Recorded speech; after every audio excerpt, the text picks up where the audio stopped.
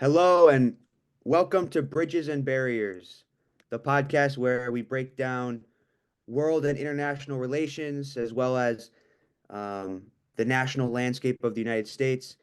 And we do this one conversation at a time. I'm Kaz Badney, I'm Charlie. and currently we are faced with an ever-changing United States with the newly inaugurated President Trump. Today we'll be covering the new people in his cabinet, some of the foreign relations that we've witnessed, as well as much more. Today, we are so happy to be here with our guest, Hao Han from Shanghai. Hao Han, how's it going? It's going great. It's a great honor to be on this podcast. Oh, we always appreciate that, us at Bridges and Barriers. Hao Han has a podcast called Parrhesia, where he covers what is it, Howhan? You cover the freedom of speech, the philosophy of freedom of speech. Yeah, exactly that. It's basically exploring that philosophy and applying it also to contemporary subjects such as private censorship or civil disobedience and seeing how that all fits in. Wow. So does that have anything to do with like media censorship when it comes to like, I don't know, authoritarianism like regimes? Like, do you ever cover that in history or even currently? So right now we're mainly focused on more like the United States today. And, Oh, especially because I think it's particularly interesting to see how, the US is often seen, and even now it's seen as, this epicenter of, freedom and especially freedom of speech, right? uh-huh. Yet, you sort of see that ideal image of it disappearing or deteriorating over time with increasing political polarization and the rise of, certain practices like cancel culture. And often, I just find myself asking, what happened to the ideals that stretches all the way back to the Enlightenment thinkers? And, you know, how can we combat that today? So, yeah, I think it is also very relevant to, the Trump administration because obviously they're coming in at a time where, free speech is maybe not at its best. And, they've advertised that, they're going to uphold that, but there are already some doubts about that. And do you think that's a culture issue, or do you think that's a federal policy issue? Because I know you brought up the Enlightenment thinkers. That's essentially what the framers of the United States built the Constitution, the Declaration of Independence, the supreme law of the land on, people like John Locke.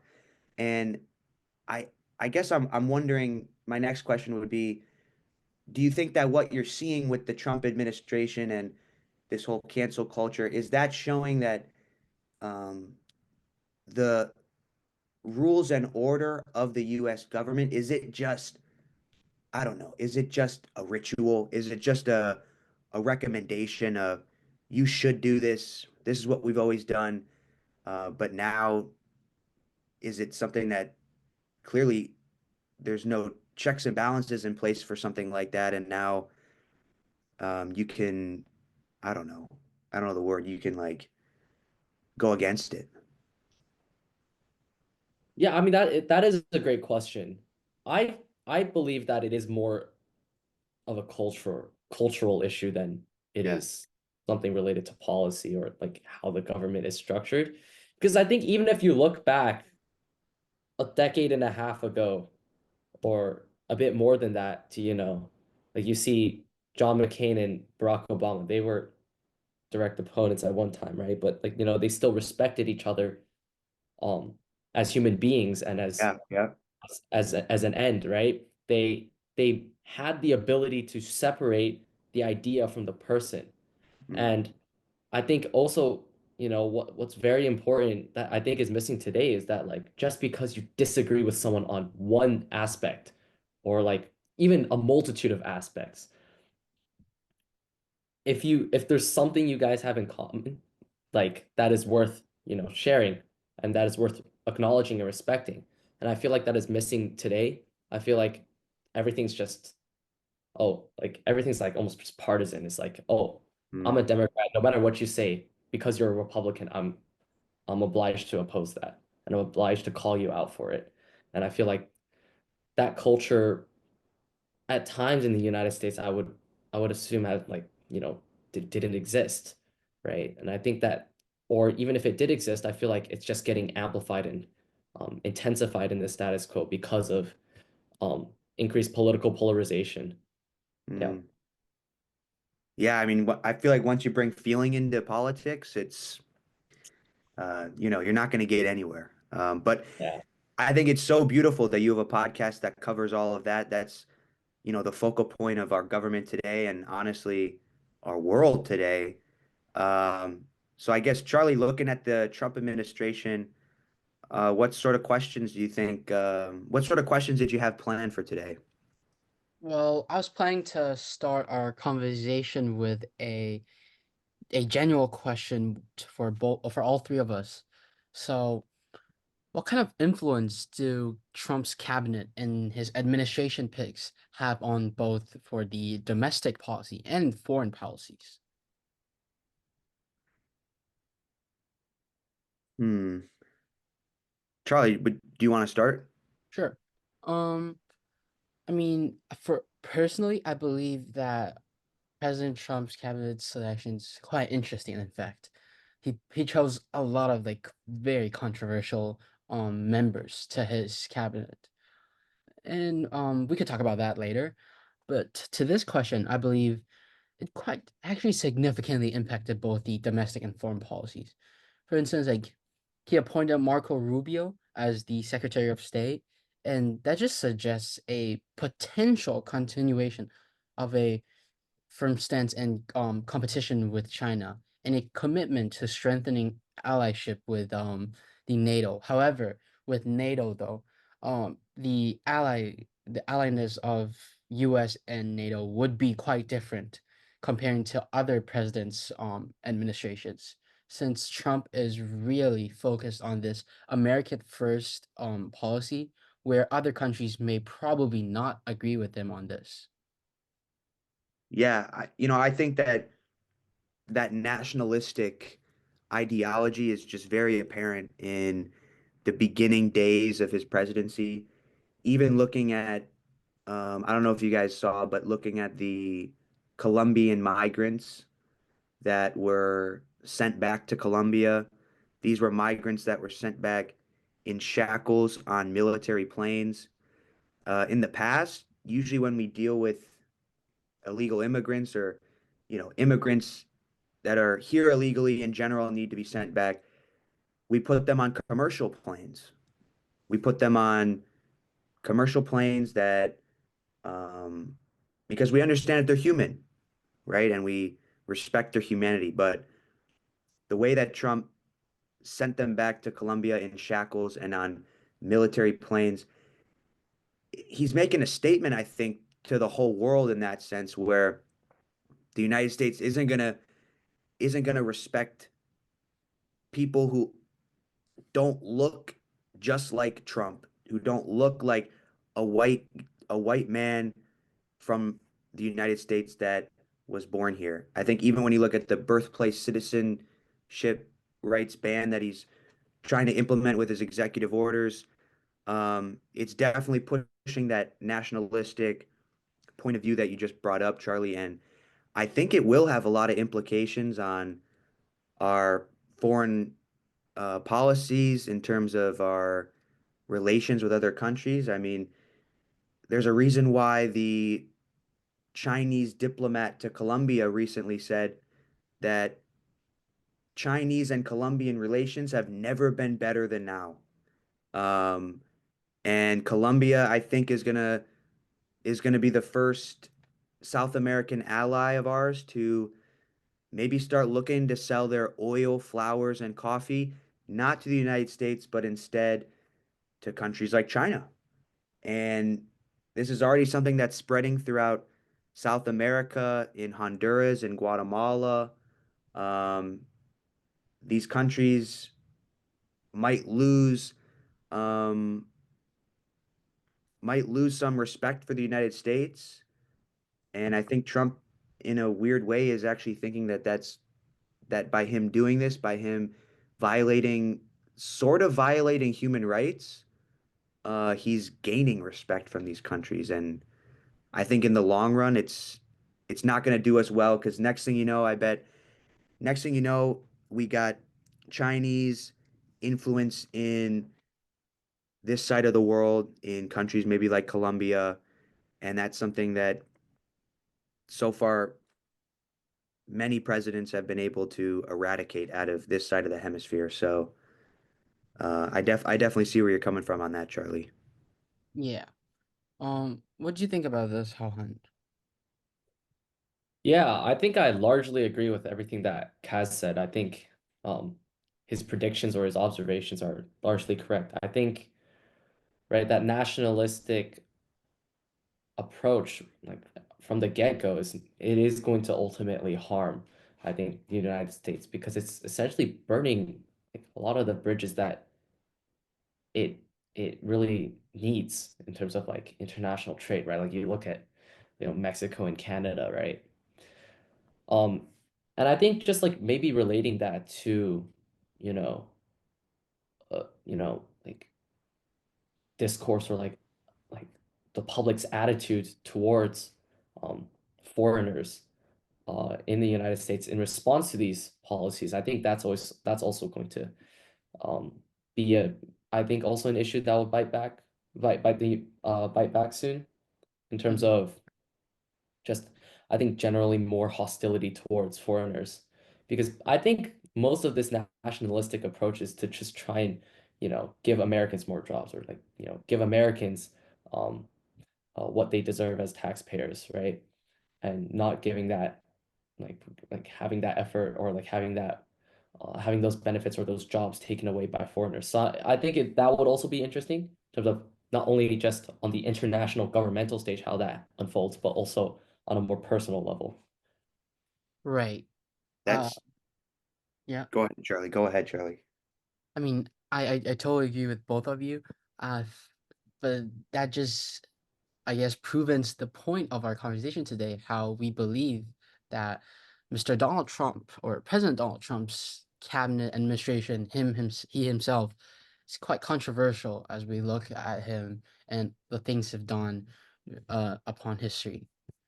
And um, I have another more a my new question where I was thinking, how do his selections compare to those of previous presidents in terms of ideology and experiences? And personally, I felt like he really focused on wealth and on whether or not they have enough loyalty towards him, because he chose like people that have been accused of sexual arrests, have been accused of different kinds of scandals, and people that frankly probably do not or are not probably capable of fitting the job. For instance, Elon Musk, as an entrepreneur, he's really successful, but whether or not he's capable of working in the federal government with such a high role, with such a massive or powerful role, that's arguable. And people would say he's not capable, in fact, and he's just following what Donald Trump says and just blatantly doing what Donald Trump asked him to do for the support to his companies, for his industry, and so on. Yeah, I mean, I think that's basically in a tribute to this oligarchy that I think we're starting to see form in our U.S. government. Um, People like Jeff Bezos, the CEO of TikTok, Elon Musk, Mark Zuckerberg, all starting to side with Donald Trump. Many of them, giving lots of money to his campaign. Elon Musk giving upwards of $250 million to Trump's campaign. And with that kind of influence, now you get to sit in his cabinet. And it's something that I think is unheard of. I mean, business, entrepreneurial people having influence on government officials, that's not something that's unheard of. That's something that's been around for a long time. That's something that Thomas Jefferson um, mentioned in his writings about the corruption that has to do when you have a democracy that's within a capitalist society. But seeing Elon Musk in Donald Trump's cabinet, to me, it's just scary. I mean, a man that has so much money um, is basically able to influence Trump's policies now that he's given him so much money and basically a reason why Trump has won. When you look at, for example, Trump's uh, immigration policies about restricting visas for students, um, he was ready to implement that, but Elon Musk sort of pushed the brakes on that idea of Trump simply because there's a lot of smart immigrants that are working for Elon Musk's tech companies and that they're very crucial for the success of Elon Musk's entrepreneurial goals. And it's something where Trump is really tied to the rules of these super, super rich people that are behind him. And we're starting to see an oligarchy form, in my opinion. Yeah, I agree with you on that. And I would say, in fact, this oligarchy trend, or the motion where it's getting more and more oligarchy like, is kind of inevitable at this point, because the one that has the power to change it are involved in it, and the people that do not have the power to change it probably can't change it. And it's really about how it will turn out. But what do you think, Han?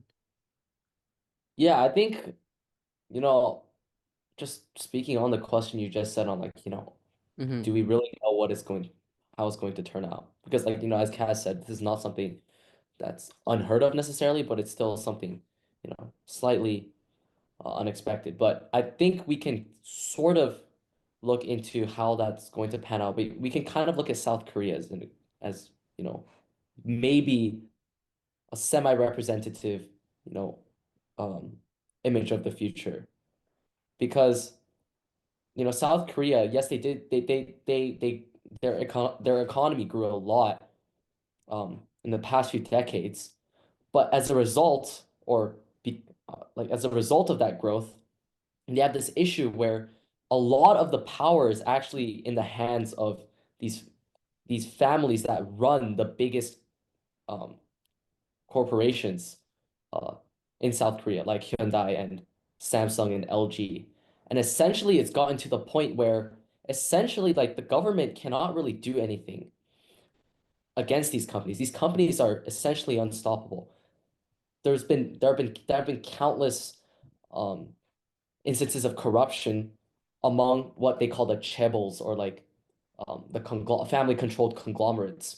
And even those who have been caught and have been prosecuted were released within a year, often only serving a few months, and they could just return to their life of power and wealth. And essentially, that probably would be the main concern, um, maybe for a lot of people who are against this move by Trump. Because yes, I think it will obviously bring a lot more economic growth to the United States, bring a lot more jobs to the United States, because you're actively considering, you're forced essentially to consider the interests of these big corporations that are often, playing a big role in boosting your economy, right? Like Elon, or like these big tech companies.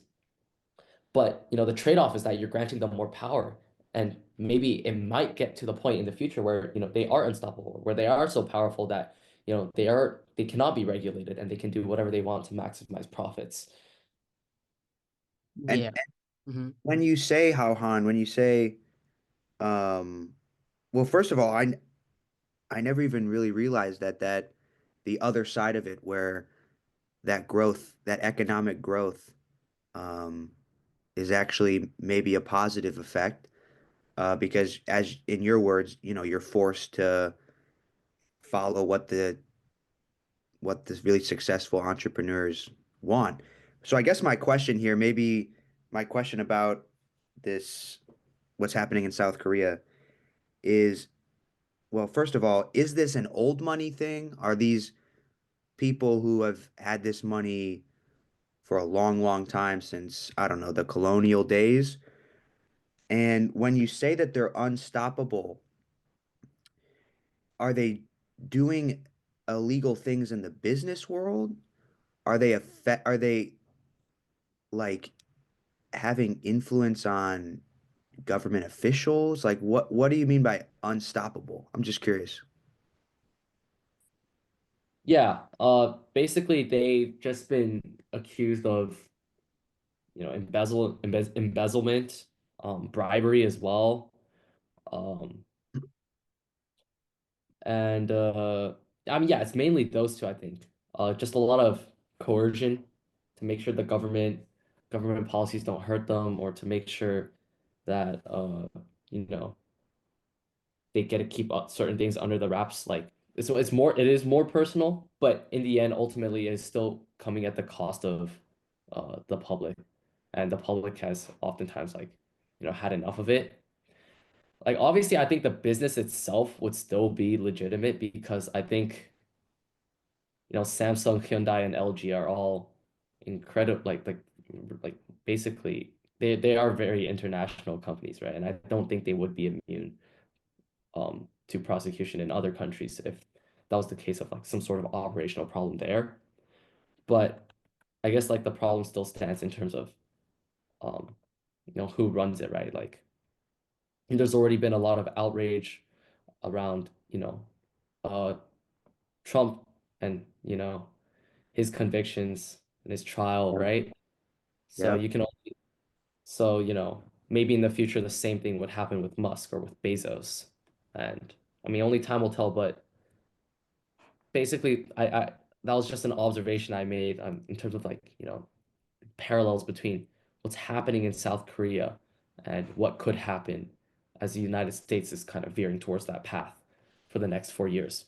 Yeah, no, thank you for that insight because that's definitely something that's really helpful for me to hear as an American as well. So thank you for that. Uh, Charlie, can I ask a question? Yeah. So I actually wanted to go back, how Han, to something that you brought up when we were talking about the nationalistic sort of ideology that Trump is really bringing to the table. And it was about the hostility towards foreigners and specifically the DEI crackdown that I think we're seeing with Trump. I'm not sure if you guys are aware of this DEI crackdown. In my Yeah. opinion, I think it's ridiculous, in my opinion. Um, and I think it's creating fear and fear of, like how Han, you said, for example, immigrants and DEI crackdown is just creating this fear of people who aren't white and aren't from the US. And I guess I just wanted to ask a question maybe to the group that we can just expand on wherever we want to go. But what do we think about this fear and all the fear that Trump is cultivating with, some of the things he says is more BS than others, but it's just this general fear. I don't know. Yeah.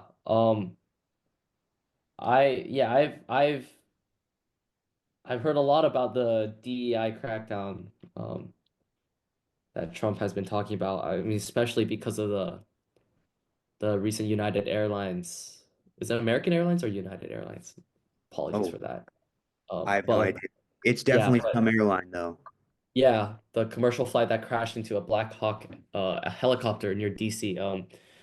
like even then, like Trump with no backing of evidence just blamed it on DEI, and just basically said, oh, because the pilot of the Black Hawk helicopter was a black woman, the helicopter crashed into the plane and it was her fault. And if it weren't for DEI, this plane crash wouldn't have happened. And a lot of his followers, accepted that as the truth and started just saying that everywhere, believing it. And I think that is incredibly problematic on so many levels. First of all, I think the most obvious one is incredibly nationalistic, right? Uh-huh. We're sort of forming this perception that, oh, if you're not white, you're bound to make a mistake. You're not qualified, which I think can also tie to, domestic or foreign policy in terms of like, you know, like if people's attitudes are so hostile towards anyone foreign, that maybe will harm, Musk and Bezos's businesses, right? A lot of their engineers, a lot of their technicians, a lot of their, you know, investors are, foreign. And it'd be interesting to see how they react to that. And I also think in terms of in relation to, free speech, I think it's also very problematic because, you know, a lot of people are not willing to discuss with people who they disagree with, right? And that becomes incredibly problematic when there are these extremely controversial and frankly ridiculous claims that are coming out. Yeah. Because yeah, then you're really stuck. What you're in a stalemate.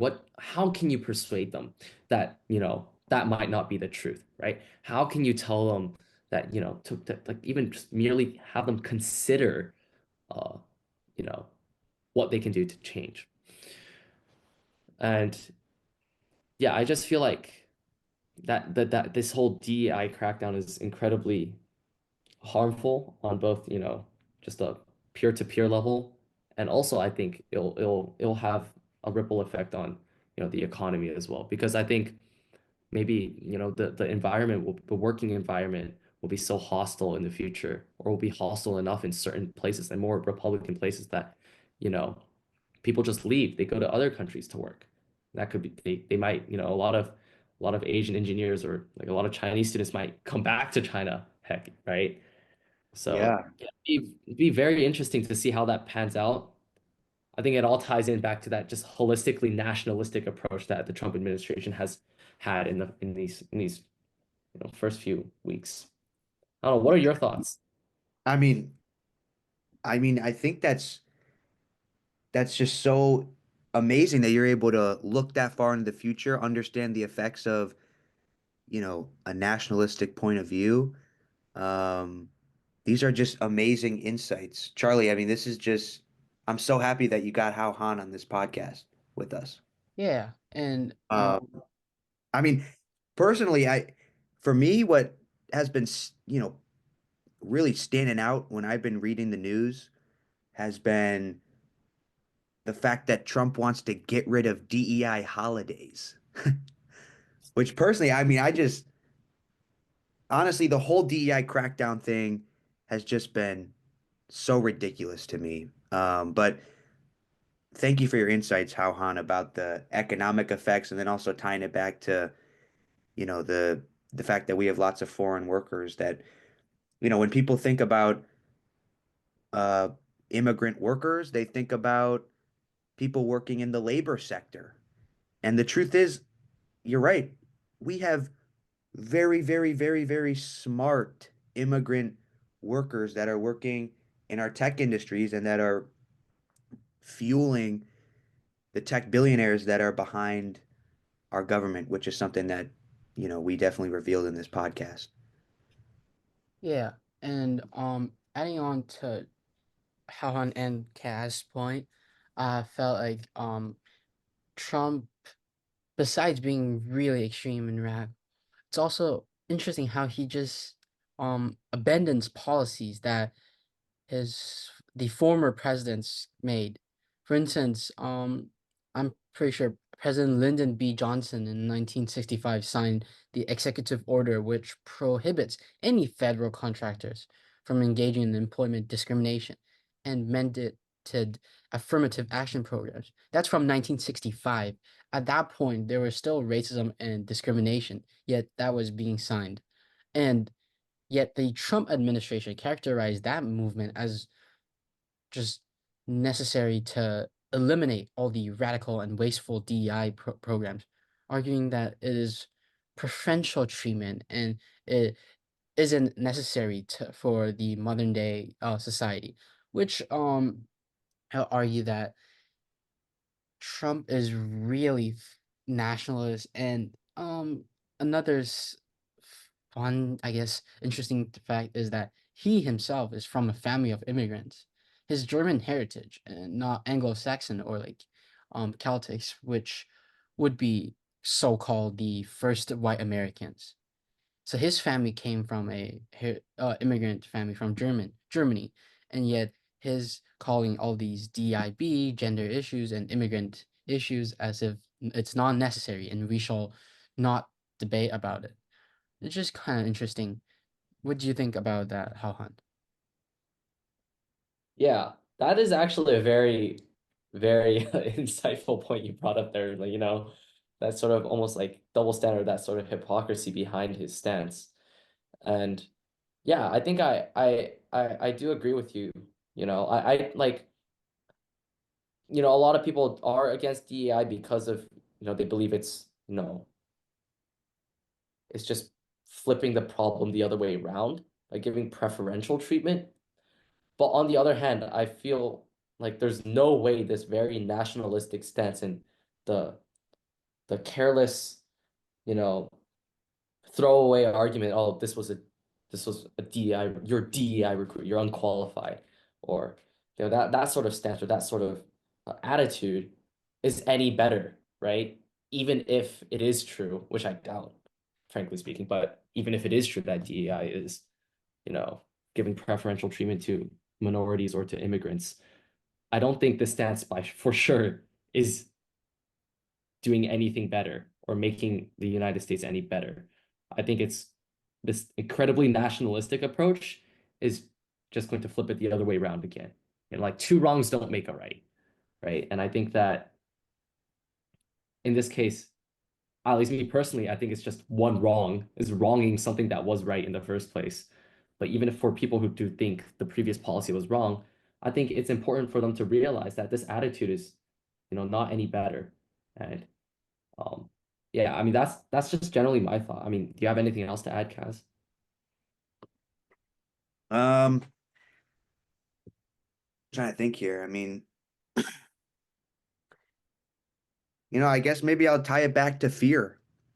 I think fear was something that Trump ran on in the beginning, something he ran on in terms of the fear of illegal immigrants coming in and, you know, raping your parents and stealing all your money and taking away your jobs and bringing in all the drugs.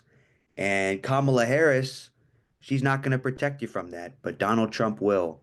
And looking at it now, I think we're just seeing the backlash.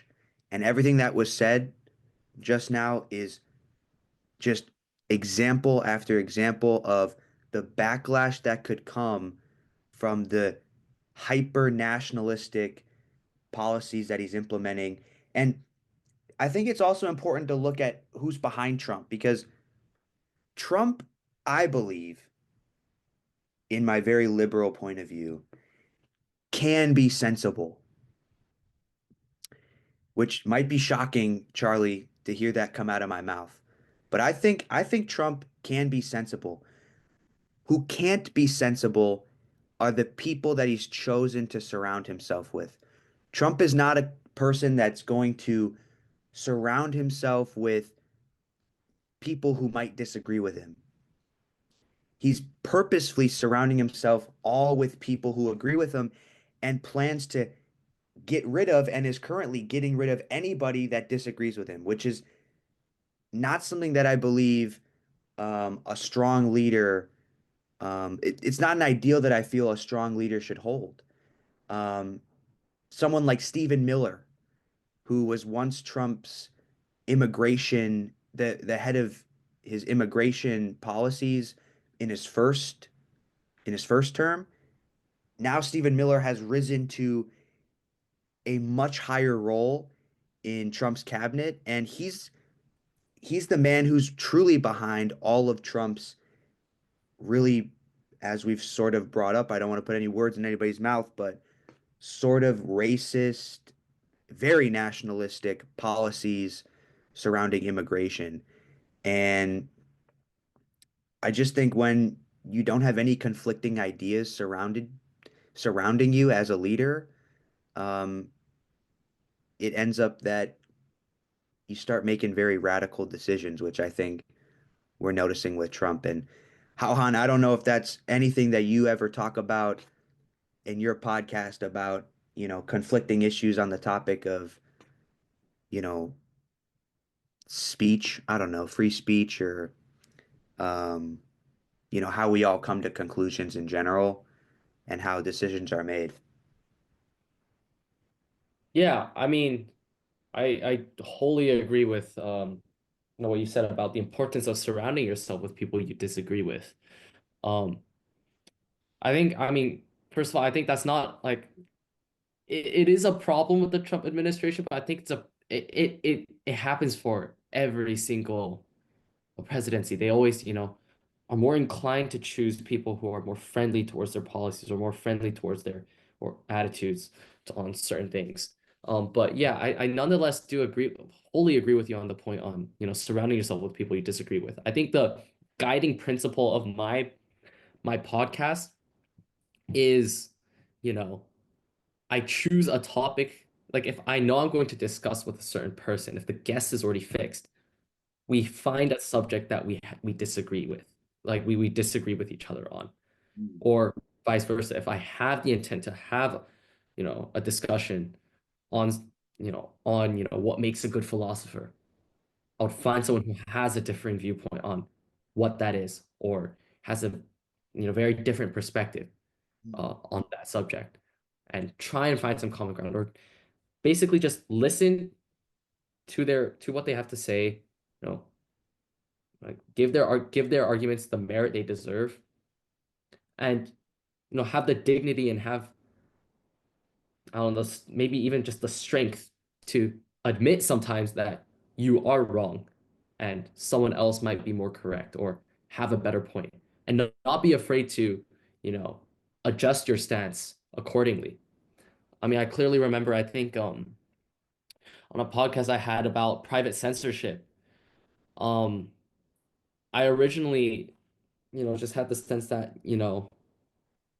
like private censorship is really unjust. Like, I mean, if y'all are not familiar with private censorship, basically I was just against, corporations who, would vet an employee's profile, like social media accounts, basically. And if they have a different political view from, what the company is, striving to embody itself as, you know, they would take that into consideration, which is not necessarily illegal, but it's not explicitly legal as well. So there's a lot of controversy around that. And after the discussion, because like basically the person I was discussing with, my guest was, he pointed out that, hey, like, I mean, ultimately, you know, it is the company's decision on terms of, what sort of workplace they want to um, foster, right? Does that mean, if they find out someone's a neo-Nazi, like, do we still put them in the same workplace? Do we let them, speak freely and uphold the principles of free speech? Is that always absolute, right? And that kind of gave me like made me realize, hey, maybe, these principles aren't always upheld, right? Or maybe there are exceptions, or maybe there is a reason behind, private censorship to a certain extent, right? Obviously. So yeah, Yep. I think it is very important. And if you're not, I mean, they are still technically around people they disagree with all the time, right? There are, of course, still Democrats um, in the Senate, or, just in DC in general, right? Who are probably constantly voicing dissent towards whatever they do.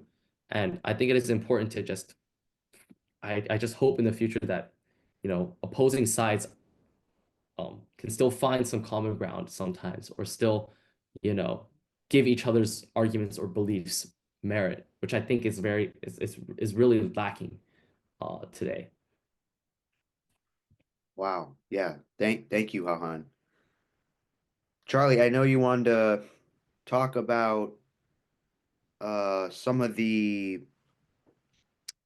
well, not cabinet members, but you wanted to talk about the whole idea about the Trump administration eradicating federal workers that go against what they believe.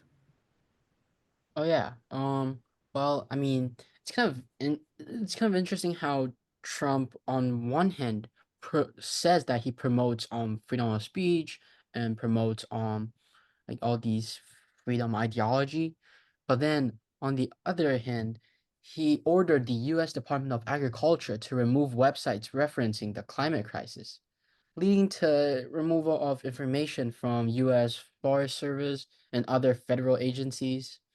Yet this removal has somewhat been criticized for limiting access to information crucial for public awareness and scientific research, especially considering how Trump himself is involved in various programs that earns him and the government a great bucket of money, a huge bucket of money, but in return, they have to pay the sacrifice or the cost of an environmental deterioration and deforestation, and also the administration, as I mentioned, issued the executive order just targeting DEI, which kind of eliminates some workers, or if not a significant amount of workers from their jobs and everything, because with the removal of DEI, they will have to find new jobs and so on. Yet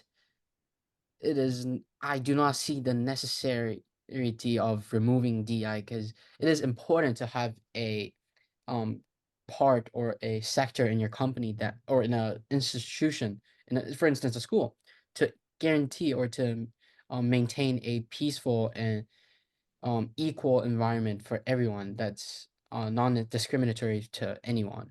And yet by removing that, I felt like it's just promoting a more conflicting and intense and toxic environment around the country. Yeah, that's I think that goes back to how Han, what you were bringing up about censorship. Um, I guess how Han, when you talk about censorship, what are like the long-term effects of censorship in general, not only in the media, but kind of what we're seeing Trump doing right now? I think the key, I think the key issue or impact in the future would be radicalization. I think because I think you can never convince someone to assimilate to your ideologies by shunning them or by censoring them, right? That's not going to do anything to make them realize the merits of your argument, right? Yeah. So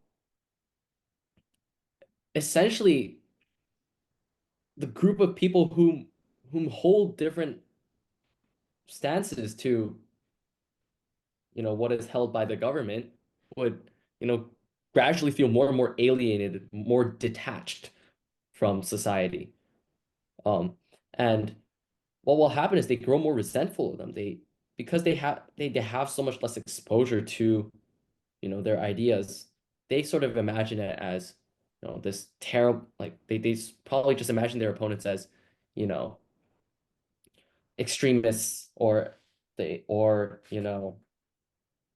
completely inconsiderate, or just those very extreme attitudes towards the opposition. And eventually they themselves become extreme because of that. They become more and more, that resentment grows. Um, and because of the alienation, there's nothing to help keep them in check. And I think eventually they'll just have absolutely no incentive or no intention of, trying to find a common ground or trying to persuade people. And I think that is ultimately what leads to a lot of very harmful organizations or conspiracy theories that, plague society worldwide. Or yeah, I just think I just think that's an issue. Like I think that same sort of attitude, like, I must admit that, the Democrats also, are to a certain extent guilty of being, negligent or um disincentivized to listen to opposing viewpoints and try and find a common ground or try and convince them, right? And instead just resorted to shunning them or, uh, not pushing their content online, or suppressing their content online. And I think that did ultimately lead to a lot of the turmoil and a lot of the violence and a lot of the hatred that came at the end of Trump's presidency or throughout Biden's presidency as well. So I think it is a problem that both sides are guilty of. Like, I mean, I can put it in a more memorable way or more simple way. It's just that I think they believe in freedom of speech if it aligns with what they believe. Apart from that, they don't believe in freedom of speech. Mhm. And I think therefore when Trump says, I believe in freedom of speech, no, he does not. He just believes in the absolute right of, his ideologies to be proliferated. And I think also if a Democrat in the status quo says, I believe in freedom of speech, I think to a certain extent they are also guilty of, that same stance that Trump has. And I guess it's just going back to, I'm not sure if y'all are familiar with Justice Oliver Wendell Holmes, but he was known for being very poetic. And basically once famously said, it's like if you're in favor of freedom of speech, you're in favor for the freedom for the thought that we hate. And I think that is what's lacking on both sides in the United States. I don't know, what do y'all think about that? I think you brought up a really good point that I want to latch onto with the fact that Democrats are just as guilty at resenting Republicans as it is the other way around. Um, and what I want to bring up is the first bill that came across Trump's desk on, I think it was like the first or second day of his presidency. It was the bipartisan bill on immigration that Trump originally shot down when he was running. Well, this isn't fully true. This is my opinion, but it was the bipartisan bill on immigration that he originally shot down while he was running against Kamala Harris, so that he could have something to run on, which was, the whole fear about immigration, which is what we brought up earlier. But nonetheless, a bill about bipartisan immigration.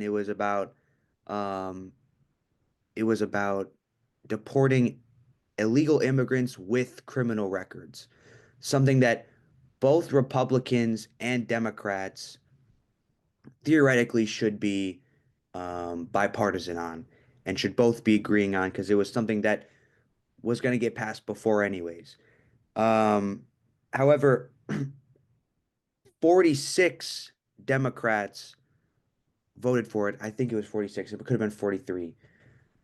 But lots of Democrats didn't vote for it simply because they wanted to make a statement in the beginning stages of Trump's presidential campaign. And when that happened, me as a Democrat, um, I felt pretty disappointed, and I felt like, um, Democrats sometimes are notorious for not getting things done because we look at the nuances of things, but this had no nuances. This had marinated and it was ready to go. And I think how Han you brought up, what was the quote again that you brought up? Like if you believe in freedom of speech, you believe in freedom for the thought we hate. I guess maybe that could be applied to this. Yeah, for sure. In terms of Democrats just not able to, let go of their pride a little bit and get some stuff done with Republicans. Um, so yeah, I think it's just going to the point that you brought up where both sides are guilty of resenting each other and each other's perspectives. Charlie? Yeah. I agree with both of you on this, especially how um I think I would brought up a, I guess probably not the best term, but I guess it kind of fits to, or like it's similar to polarization. And I believe that all these polarization or issues with like what you mentioned, it's really not one side's fault, but rather like both side um mistaking concepts or mistaking what they're supposed to do, especially considering how at this point of the um century, I think for most part, um while they may happen, most of the policies or the strategies or whatever the Democratic or Republican Party leader says, it's more of like to gain votes, to gain popularity, to keep that throne in their hand, to make sure that they get the seat instead of actually working for the people, actually thinking for the Americans, actually helping the Americans.